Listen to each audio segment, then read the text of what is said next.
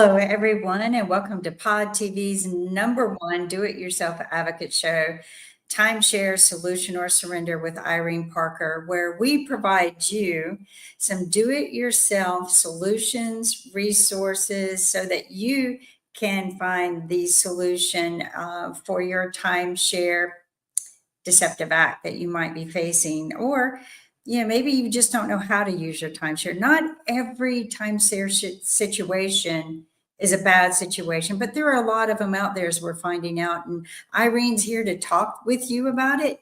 She has spoke with thousands of people and has pointed them in the direction. We've got some real stories that will just make your hair stand on end or cry like it makes me. Everyone help me welcome Irene Parker to the 49th episode. I can't believe it. We're closing in on 1 year of this show. It's fascinating. And we never know what's going to happen each week. So we have a couple guests that are unscheduled and a couple guests that had to cancel due to work schedules. But I'm going to go ahead and introduce our guests first. I'm first going to introduce Nicole.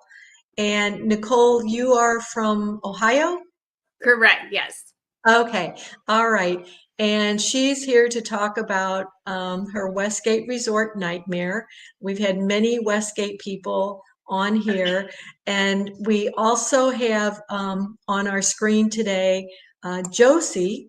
And Josie has, we got her camera working, but her sound is not working. So I'm holding her up, her sound voice here on speakerphone. And then we have a prior guest with us today, Anne. And Anne has volunteered to be a TARDA volunteer to support others. And it's always helpful when someone calls us to have someone on the phone with us. But I'm going to put in a commercial here for volunteers, because when we formed TARDA, we would hear from maybe 3 to 5 people a week. And since January 1, we have heard from 129 families. And Kim, since last Monday, we have our last show, we have heard from 29 additional families, including 4 active duty service members that find their security clearances in jeopardy, all reporting deceptive tactics. Last week, we had 2 attorneys on, one of them our producer, Nick, and Mike Finn has always been a strong supporter of our efforts. They talked about trade block and encore law. And I was shocked that after our January 20th show, on January 23rd, the Minnesota Attorney General announced a settlement of $279,000 against trade block, encore law, and the bizarre name of Last Resort Consulting. And so today I am equally shocked. It just seems like the spirits are with us or something. But Josephine's complaint is with Capital Resorts. And she is the second family who was told that it was just an administrative action. We need to either just change your deed to points because Capital acquired your resort, or we need to transfer into the Capital Trust. And the third family this happened to was reported on the news on January 31st, just a few days ago. So Kim, would you be able to, it's well worth listening the 3.5 minutes, and then we can subtract 3.5 minutes from Josephine because it's exactly what happened to her. So please play that if you can, Kim. Okay, I'm waiting for it to come up. It runs a lot of ads, as you know. Here we go. Hold it. And there were so many ads, I couldn't even find it. Well, it repeats ads all the time. So it's what happens in this world. Everybody's got to get their 2 cents in. All right. Can you see it? Yep. All right. Usually I'm faster at this, but I'd like to get this up and going the right way. There we go.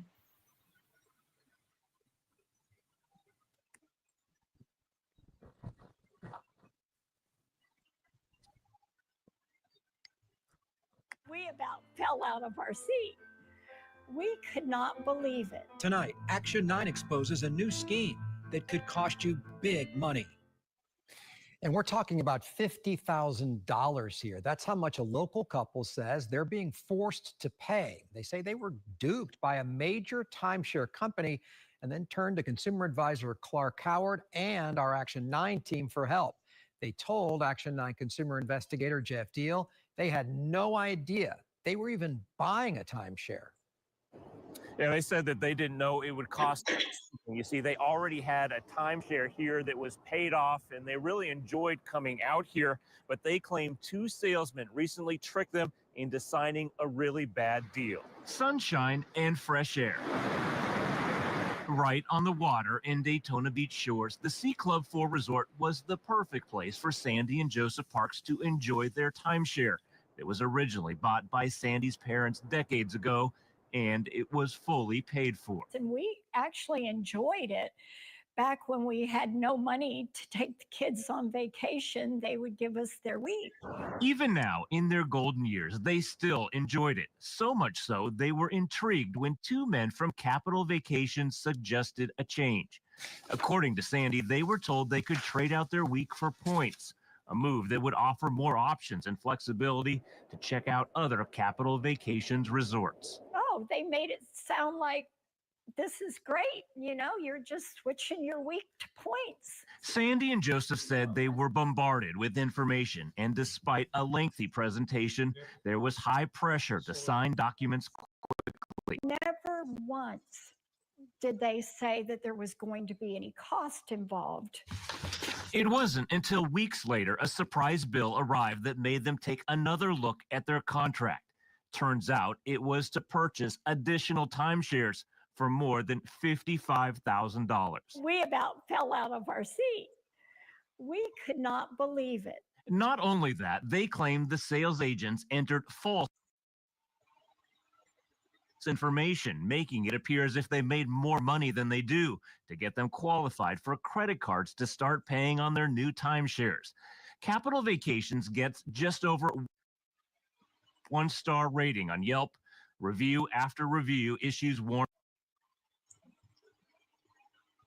like they will flat out lie to you. Horrible liars. Do not trust Capital Vacations. They will lie and tell you anything to get you to buy. And their salespeople are deceitful, and their contract does not align with what's verbally promised. We took the consumer concerns in these types of posts and from the parks to Capital Vacations. The company responded by email. At this time, we do not have a comment. Still, that leaves the park stuck with a $55,000 bill that they say they can't afford, and they believe Capital Vacations took advantage of their trust and their age. I don't know how they could live with themselves. I don't know how they could sleep at night doing this to people. And Sandy wants others to know, and this is always good advice, make sure you read and understand everything you're signing, especially if it's a timeshare contract like this that's 27 pages long. Reporting in Daytona Beach Shores, Jeff Deal, Channel 9. We're told by our physicians out there to feed.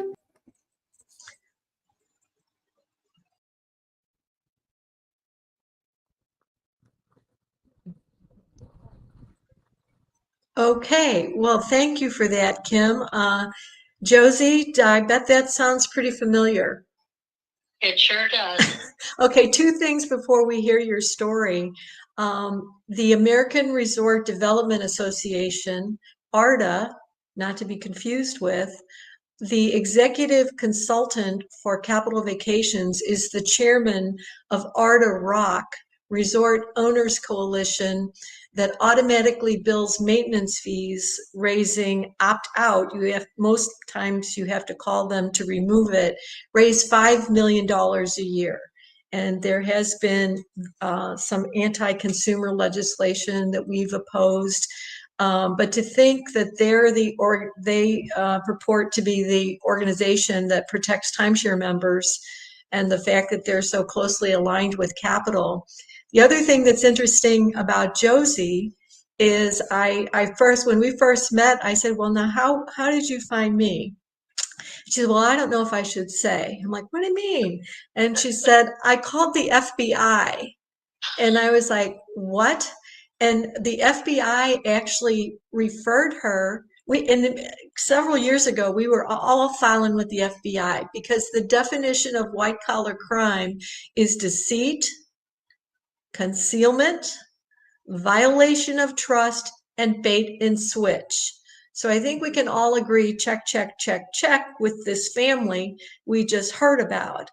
And so the FBI referred Josephine to one of our volunteers who referred her to our organization. So we want to thank the FBI for steering people in the right direction. Now, Josie, I think everybody can hear you on my cell phone. Go ahead and tell us what you owned, how long you owned it, and what happened to result in you being on our show today.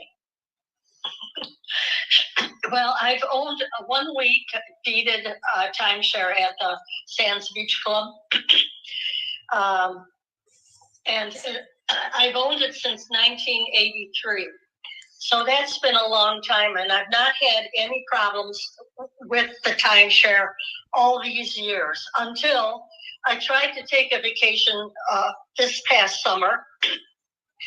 And I was immediately told that there was going to be an owners meeting, and I went to that, and I met with this salesperson who I wasn't sure he was a salesperson, but he was, and he continued to tell me that I was sitting on a gold mine, that this deeded REIT that I had was great. So he went on to say about, he drew 2 circles on his paper, and then he said to me, well, you know, you can put that in a trust. I said, what kind of trust? The only trust I know is a financial trust. So he said, no, you just put it in there. And he said, everything will be great. Well, he continued to pressure me, and he was telling me about different things, and you know, I just got so frustrated with him. I could hardly remember what he was telling me, because I just didn't know how to get out of that situation. So unfortunately, he asked me, they took my, they already had my information from the timeshare that I own there, but they opened up a credit card in my name without my permission. And then I got the bill in the mail, and that's when I started to look for some help.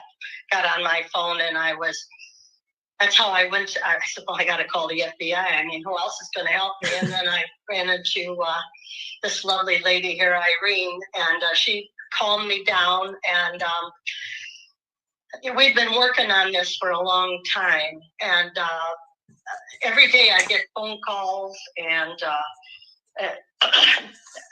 emails considering when am I going to pay all this money. Well, and Josie, can you would you mind sharing a little bit about your situation with your husband? Okay, I was down there with a friend because I hadn't been on vacation. It's been years. My husband is sick with, he's in heart failure. He has diabetes. He's now going blind. So I have to stay very close to home. Now, the reason I went down there was I just needed to get away for a little bit, and I had to have my daughter take a week's vacation to come over here to care for him. I promised him I would never put him in a facility. So that's why I ended up down there with this facade, and it was just heartbreaking. And he's 88 years old, correct? He's 88, yes. Oh my and gosh. He's going blind now.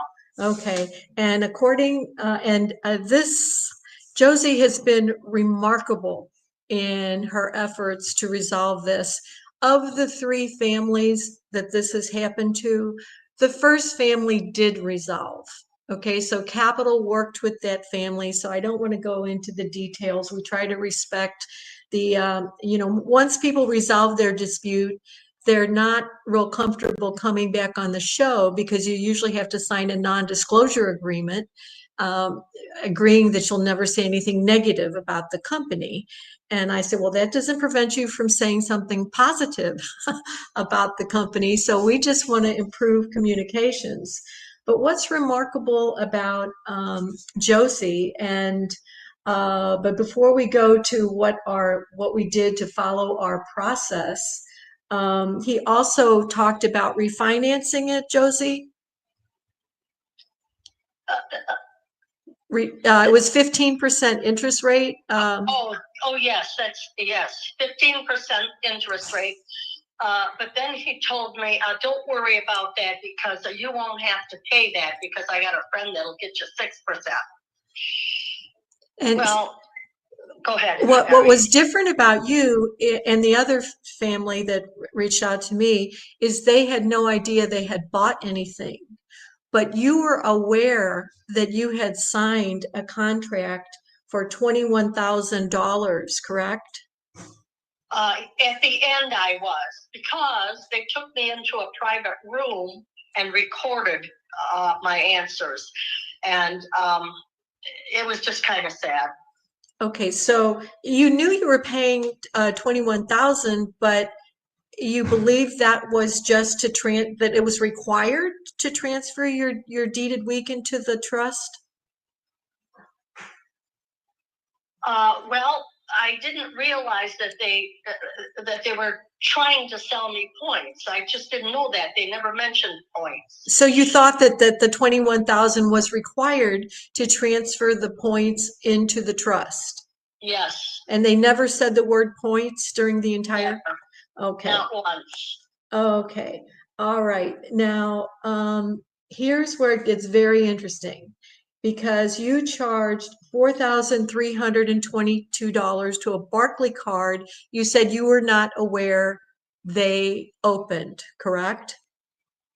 No, I said I did not charge that on the account.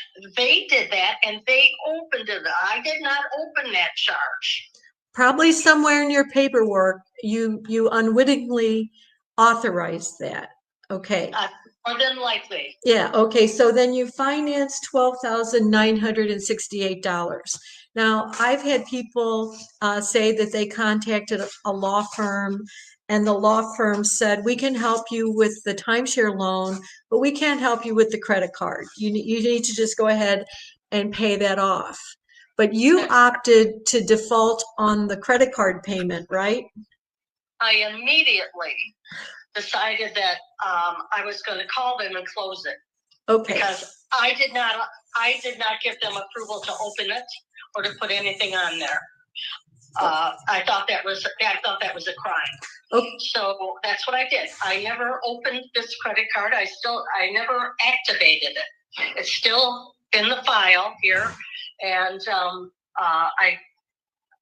I tried to get that all erased. Okay, and the credit card companies are way more aggressive.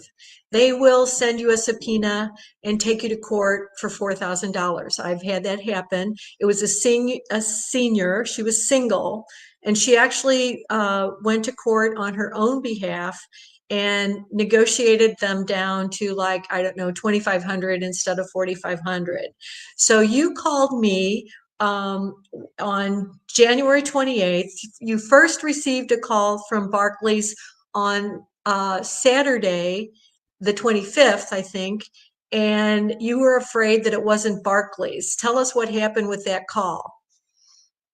Oh, I thought it was a crank, but on Saturday, about I want to say about noon or so, the phone rang, and it was it said the bank. It was on the readout. So I said, well, I better pick that up. So I picked it up, and the guy was asking me, did I claim that this was a fraud? And he was kind of shaky with his voice, and I really couldn't understand him.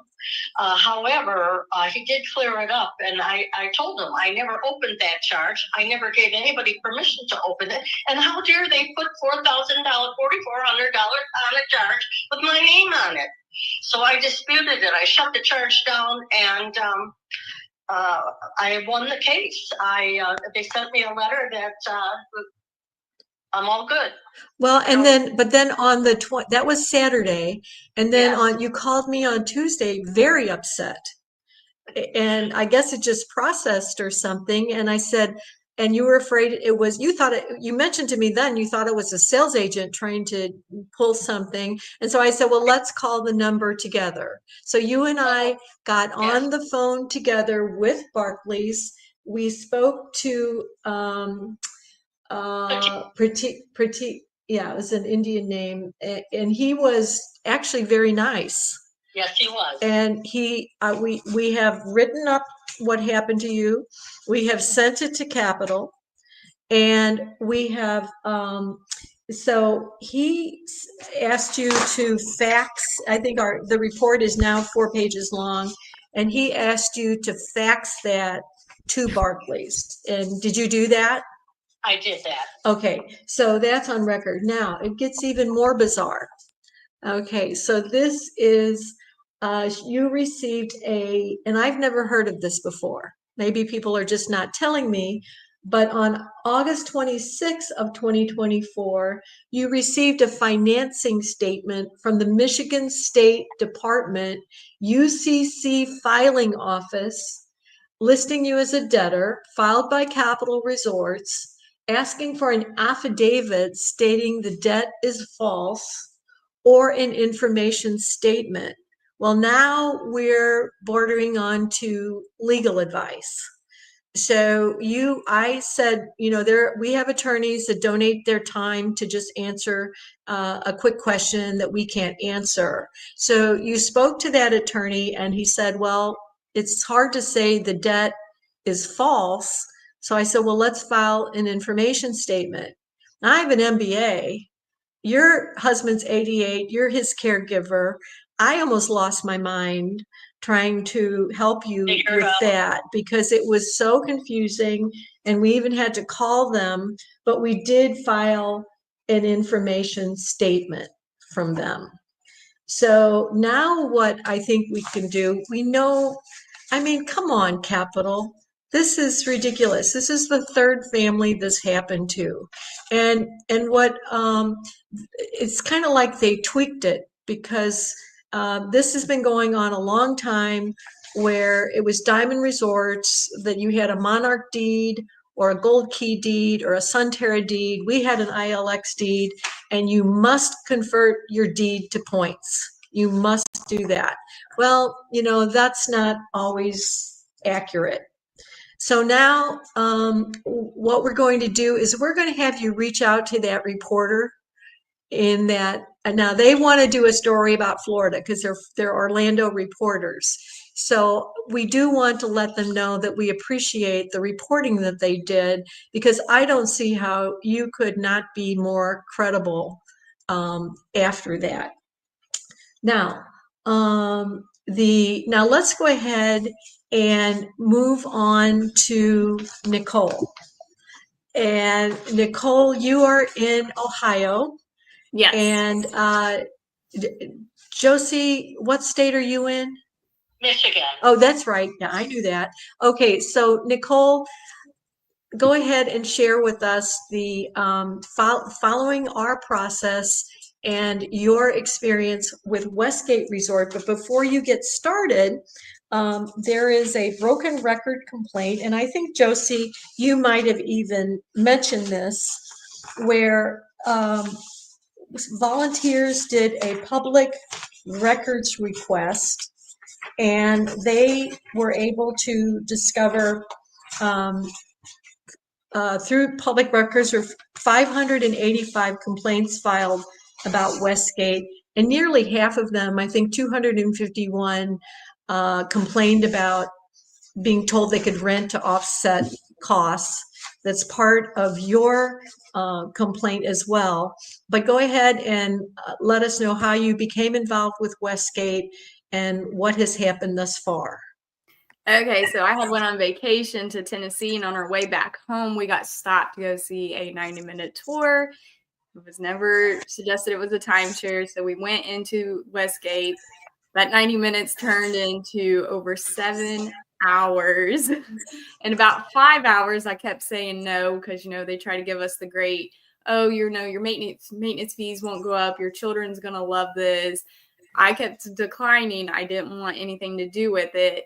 And then all of a sudden, then they started going into details about, oh, you can sell these getaways and make money on the side. No hidden fees. Your maintenance fees wouldn't go up. All this, they never spoke about any extra fee to bring your dog, no extra additional cleaning fee. We split up our weeks, nothing like that. So they kind of got my friend excited about, making more money, selling the getaways. He gave examples that a guy bought one and that's what he did as his job is he would get getaways and sell them for like $1,000, $2,000. And even though he only purchased them for like $359. So after trying to get up and leave, finally I got talked in by my friend to sign up. And then so of course, like I signed up, I asked for my paperwork because I wanted to look over it. And of course he said it was going to be in the mail. And I was like, what? But again, you can mail a USB drive. So I figured, and they told me to come back the next day. So here I went back the next day, like, okay, maybe they have some stuff for me. Well, it was just promotional information to, get people to come in for them. And then we kind of like left. They never told me that my paperwork was in that promotional pamphlet. And it was in the back and it was completely like packaging taped. Like I had to cut it open with a knife to be able to even get to it. And I didn't even know it was in the back of that folder. So after not even a week, I called the closing officer and I explained like, hey, I want to see my stuff. He yet again told me again, don't do anything until your paperwork comes in the mail. So that was twice. I was told it was going to be in the mail from him. And then I started noticing like I didn't get my paperwork. They told me I could come back in September, October. When I called to try and schedule, I was not able to come back. So it started, clicking, like none of the stuff is adding up. Oh my So gosh. I was like, okay. Also, they told me that if I decided I didn't want the timeshare that I could call and they would sell it for me. So when I called, all they did was send me some paperwork. So I had to sell it. And I'm like, I'm not a realtor. I have no idea what to do with this. And so that's when I started writing up complaints in October. And then I got with Irene, like told my story.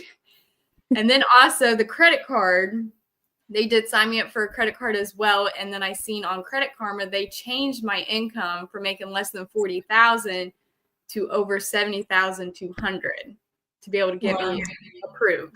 Just like the people on the video we started with. Yes. And So, you complained about that to them, didn't you? And you received a bizarre response. I did. They said, as the consumer, it's your responsibility to provide accurate information, even though that the income form, they crossed everything out and I didn't even write anything on it because I told them what I made and they changed it. Well, so what you need to do is you need to file a rebuttal to explain that you were not the one that crossed that out. Obviously, why would you do that? Now, you mentioned about not being able to find the USB port. There is a Facebook group called Westgate Timeshare Hostages. Are you a member of that? Yes. Okay, so that was launched, I think at the end of 2021. She was embarrassed because she was a virtual assistant for a real estate agent. So she came up with the name Ben Dover. Ben has two N's. And because she is a virtual assistant for a realtor, they are to provide you a public offering statement. And I think back then it said at the beginning, read this carefully before signing. And she did a 5-minute video of what it took for her to locate at that time it was CDs, where there was a pocket for the CD, but it wasn't there. And it was in a kind of a hidden zipper behind this zipper. And then she went through she had to go through like 30 computer files. I still have that video. We should play that sometime, where in order to see the public offering statement. So now have you filed with the Tennessee Attorney General? Yes, I have, but I have not heard anything back. I did get an email that they are working on it. Well, they're very good too. Now, I'm going to talk about, I really, you and Angela was supposed to be on our show today, but her work schedule changed and she couldn't make it. And I told her not only is her complaint in the top 10 disturbing, it includes revolting. And she accepted a promotion. And they said that they insisted her fiance come. So the presentation started. We have a week that we can sell you for $12,000. The original price was $200,000. At which point her fiance stood up and said, "If you want to stay here and listen to this crap, fine. I'm leaving." So she decided to stay to get the gift. And she explained that she had been laid off from her job. She had no income. Well, so then the manager said, "Oh, you'd be able to sell this for $60,000, which you've learned is ridiculous." And then she said, "I'm not comfortable because I lost my job. I don't even know how I could afford to pay this." In your contract are instructions on how to cancel, to send a certified return receipt to the headquarters. If you go to the resort sales center, they could trick you into thinking you canceled when you didn't. So the closing agent said, now she asked about canceling. "If you want to cancel, you must call me. Do not send a text. Do not send an email." So she called him the next day to cancel, and he hand wrote a fake cancellation number. And so she has that in her report. And then she sent this to Westgate, or when she talked to them, they said, "Well, we have no cancellation. You would have had to send it certified mail, and the instructions are in your contract." And just like you, Nicole, that she was not given a copy of the contract. She was given a bag she thought had the documents in it, but it was a gift certificates and referral package and things like that. So and then this is the worst part. Okay, this is why I try not to take calls before going to bed at night or keep any hammers by my computer. He said to her, and I'll go ahead, his name was Edgar, said to her, "You need to get a better man. You have a nice body and nice eyes. You should move to Las Vegas. You could become a stripper and make a lot of money." There are no words. But then she was also told, she reported that they told her she could rent getaway weeks for $5,000 a week. Now, Kimberly sent me the most remarkable scam recording I think I've ever had with a very sophisticated actor that said, if you buy 6 getaway weeks for $99 to $399, we can turn around and guarantee you a check for $8,400 to rent those out, because there's all these conventions in Orlando. And then when I went to their website, they have 6 listings for $1,400. Kim, do you want to add anything about? No, I just do the math, right? He was pushing.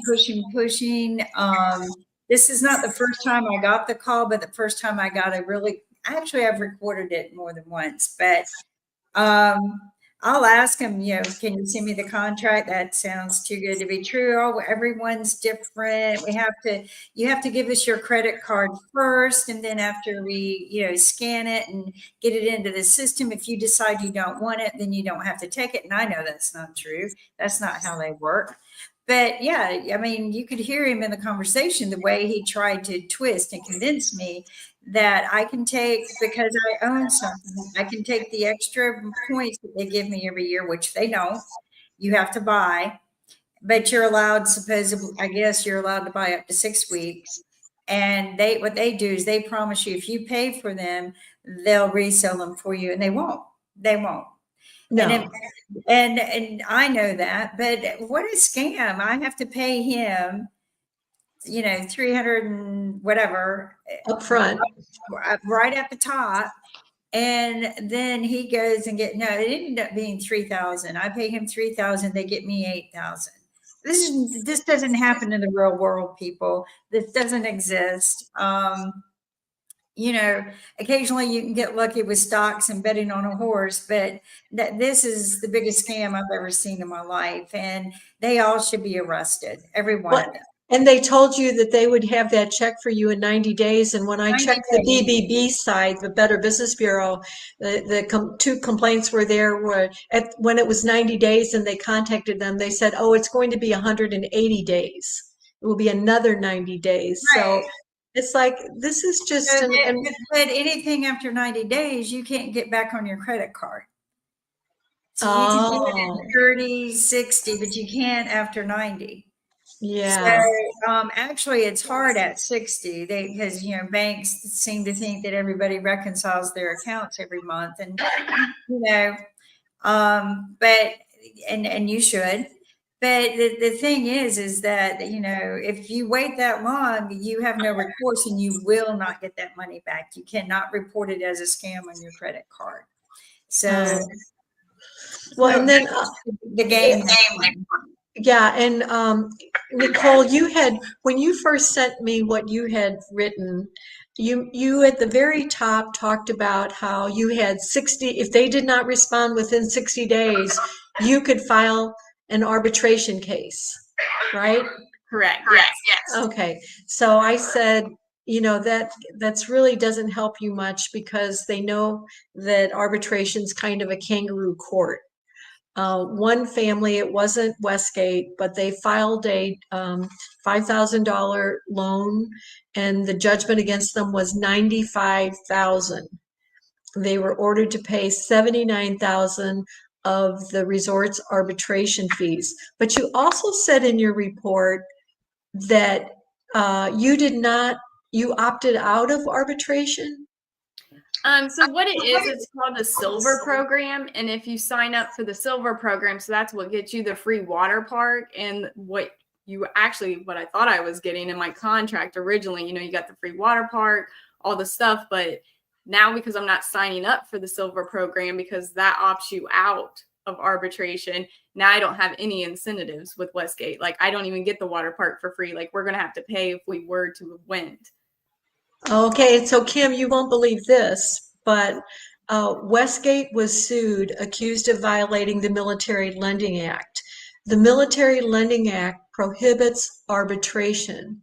That suit was filed February 2nd of either 21 or 2022, but as of February 1, the day before, the benefits you're describing are called WOW. Yes. World of Westgate benefits. And in order to be able to access those benefits, you had to agree to an arbitration clause. Now, BB&T lost a lawsuit where they tried to slip in an arbitration clause after the fact.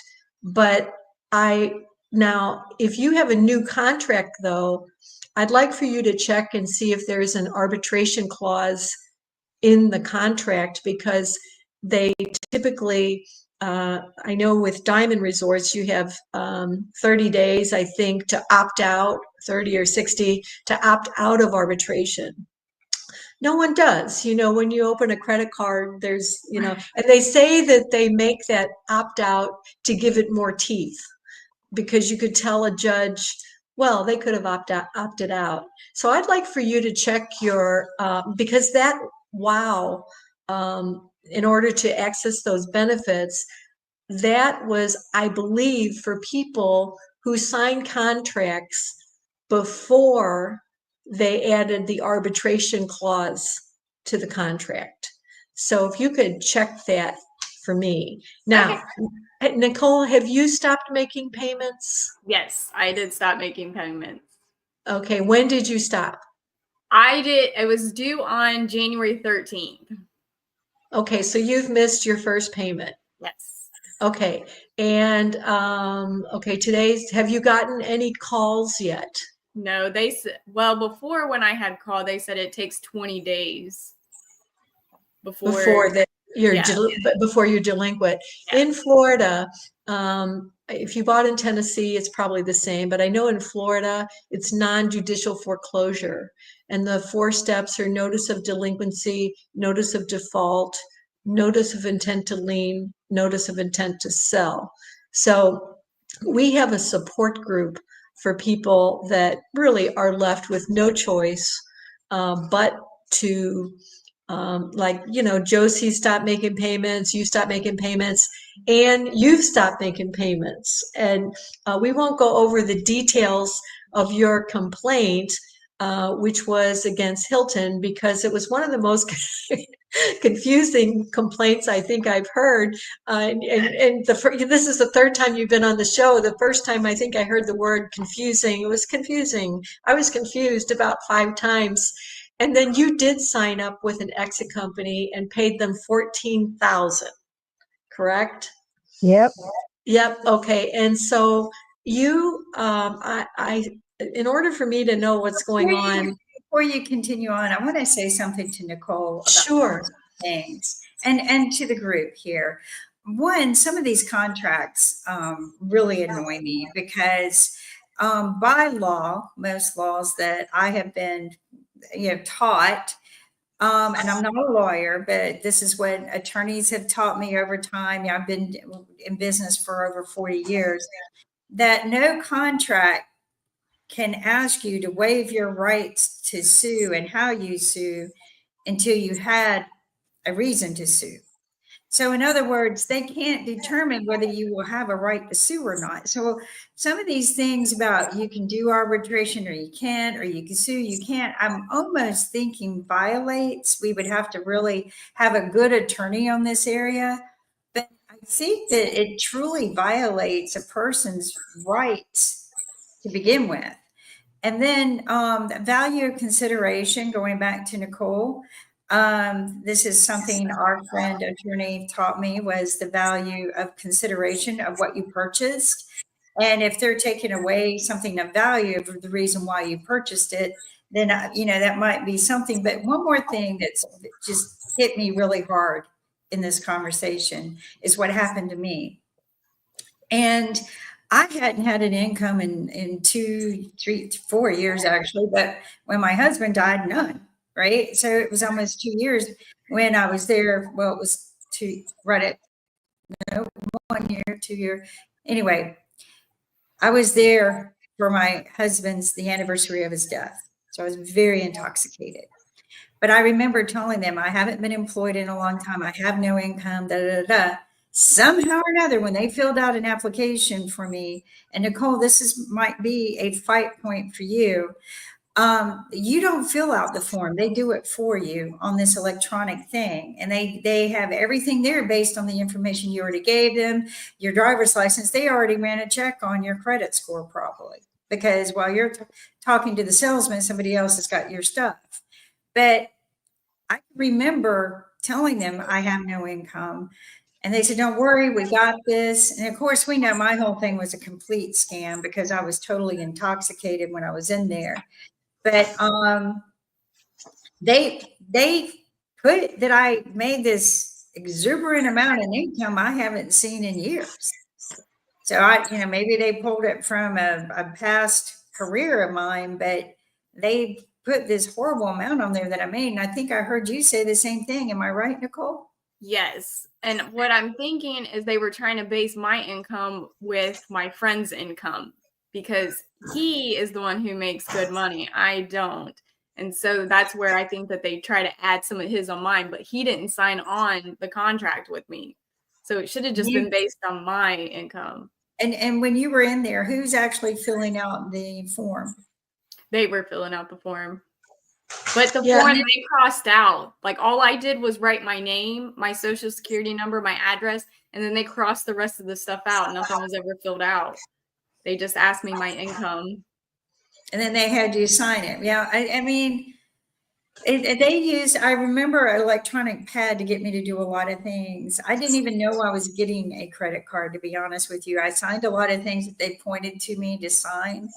I, look back and I wish I had recorded the conversations, but yeah, I mean, I think that they do this quite often, Irene, that they, Well, but the Tennessee Attorney General, who I consider to be a pro-consumer Attorney General, unlike Florida and Nevada, that just seems to pass the complaint on to the company sends the contract back, everything looks fine, the T's are crossed and the I's are dotted.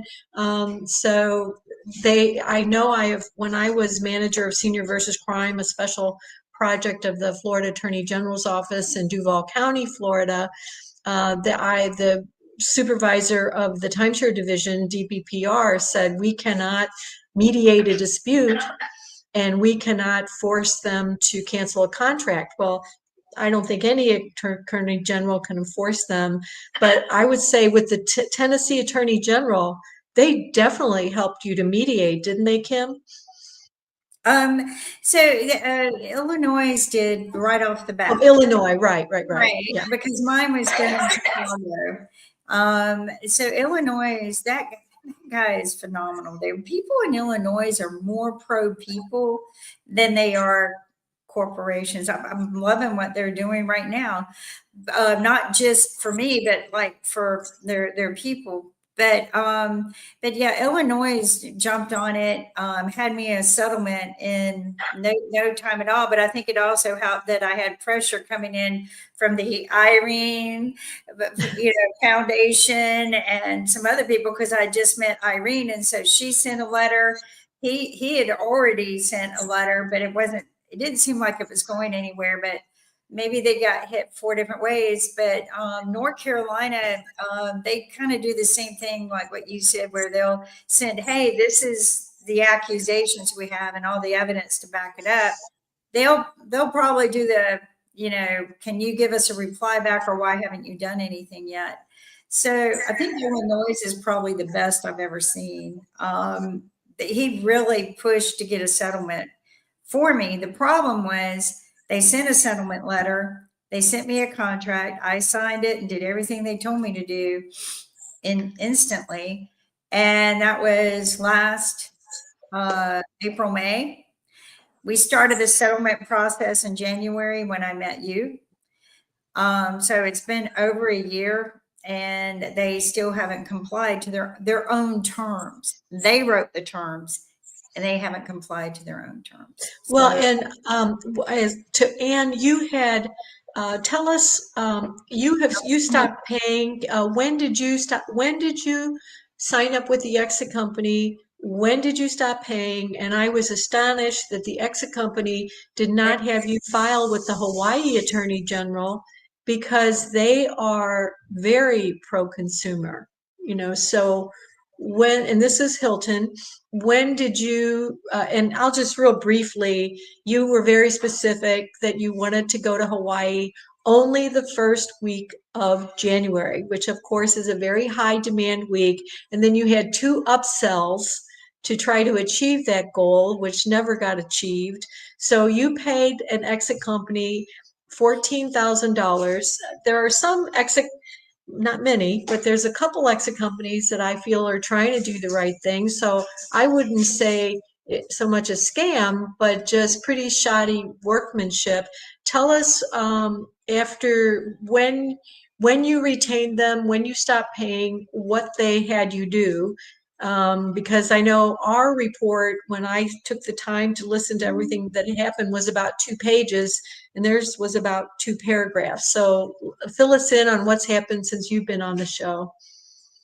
Okay, so I guess in May we contacted the exit company. May of 2024? Yeah, May of 2024. And then we stopped paying in June, I believe, to Hilton. In the meantime, the exit company sent me emails, and we would copy and paste the emails and send it to Hilton, which went on for, it seemed like years more than just months. It seems like it never just stopped. Anyway, eventually we just stopped paying Hilton, and we were still in contact with the exit company, and they go, well, just keep doing this and keep doing this. But I think it was just something they just sent out to everybody. I put my specific information in, and they just go, oh, just redo this. You didn't do this. I did do that. So it was just that alone was frustrating. Anyway, we ended up defaulting in June. Okay. Yes, and our credit got hit pretty hard, but we're okay with that because we're in a situation that we pay all our bills on time, and Well, and that, I would just like to say we focus so much on the elderly and senior financial abuse. And Nicole, I always feel like we need a younger person hotline, because we're yeah, kind of set, us old folks. Our houses are paid for, our yeah, cars are paid for, our kids have graduated college, and for young people, where it can. And if there's one reason why I do this, it's when I learned how many active duty service members are finding their security clearances in jeopardy. And Nicole, does the drop in your credit score, well, it probably hasn't happened yet, but is that going to be significant impact for you? I don't think so. My credit score is at 850 right now, so I heard it's going to be like 100 points. But like she was saying, I pay my credit cards off on time every month, so my credit typically jumps up. So if it goes down for something minor, in like 3 months, it jumps back up. Well, it can go down 200 points. But one thing that's very important with the Military Lending Act that I feel applies to all purchasers is the 11th. I just love to quote Judge Dalton in Florida. I was there at oral arguments where, so when I check out of a timeshare, I can't leave my underwear or toothpaste, to make the point that a timeshare stay is not a residential stay, because the Military Lending Act exempts home mortgages. Kim's sister Kelly has been on the show. She's a credit repair expert. And Fannie Mae, NCUA, the National Credit Union Administration, they say it's not a mortgage. And now you have Westgate appealed. They lost the appeal. And so you had the 11th Circuit Court of Appeals. I was there too, with an active duty service member, Taya, who was our very first guest on the show, February 26, 2024. So if Kelly's said that one thing that can help your credit score is to challenge that it is not a mortgage. So it was plenty of support with Fannie Mae and NCUA, but I don't see how it doesn't get any better. It gets a lot better with the 11th Circuit Court of Appeals saying it's not a mortgage. And so, Anne, where are you headed from here? Are you in contact with the exit company? I am in contact with them, and they have not answered me back. I mean, they answered me back once saying to resend what I sent before. But then I sent them a letter back asking for a refund, and and showed the first letter that they had us send, and then the letter that we worked out together to send, to see the difference, because it's huge. I mean, there's so much information on the ones we did, and there's this little paragraph on the ones they did. So, but I have not heard back from them from my last one. Well, what sent me through the roof is you sent me what they helped you prepare, and all it said was they told me I could go to Hawaii, but I couldn't.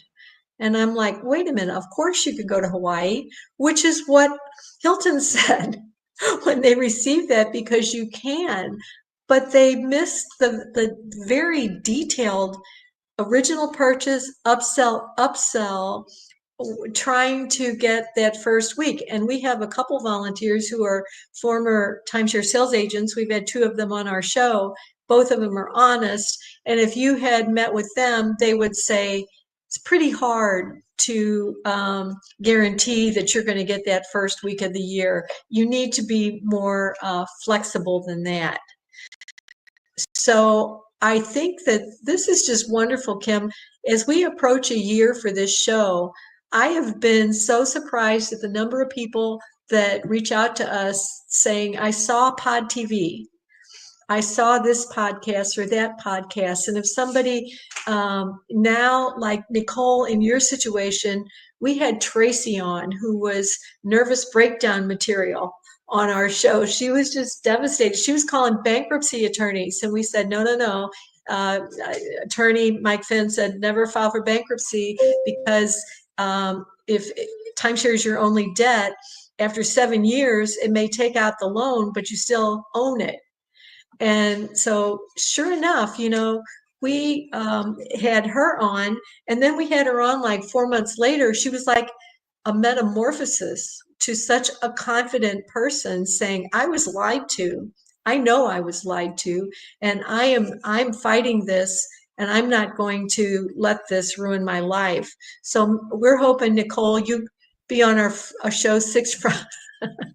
These are fluid situations, and this is reality timeshare TV for sure. So I want to, it looks like we're down to our last 3 minutes. So Josie, we've got some work to do for you. I think we're going to, I think you should reach out to Capital again, and we might even want to call Barclays again and say, have you reviewed our report? Because this is just getting out of hand. Do you want to add anything before we end today? Oh, not at this moment. Oh, I forgot, you're right here. But Oh, yeah, right now, I'm thinking. yeah, you did a really great job in letting us know what happened. And Nicole, you did as well. And we hope both of you continue to pay it forward by being support for others. And Anne, thank you for being a volunteer. It's just so much helpful for me. And what we could use volunteers for sure. And people ask me, what's the criteria? I said, well, it's pretty hard. You have to answer the phone when it rings. There's not many people that do that, because when someone calls me and they're all desperate and I'm listening and I say, hey, I have somebody else from Hilton that's gone through this, and can I bring her on the phone? You know, I don't even want to make them wait to leave a recorded message and go back and forth. So I appreciate your willingness to listen to others. And I need somebody to learn how to help people compose these reports. We have a board of directors of 9 people, but I'm the only one with the time, enough time, and the training. I asked you, Anne, if you're a writer, and you flat out said no. So I want to add, it's not just about writing and drafting it, because Irene is actually one of the better ones. We can start utilizing AI to do that. It's about collecting the data, just making sure that Yes. we give you the right information and the right setup. I know Irene has some forms that people can go to figure out what kind of data is necessary, because once you get the right data in, composing all of that is a lot faster and easier. Also, just making sure that you write to your representatives and just say you're sick and tired of this, that laws need to be changed. And when Irene needs people to sign things, not giving away money, but just her support to go change the laws or to go get done what we need done. That's the biggest help, is when we unite together to make this happen. And the CFPB director just resigned, I heard. I think that might be Rohit Chopra, but I haven't checked into that. But you can tell your story with the Consumer Financial Protection Bureau. Just search Tell Your Story. Josephine, I definitely want you to tell your story, and Nicole and Anne, to the CFPB.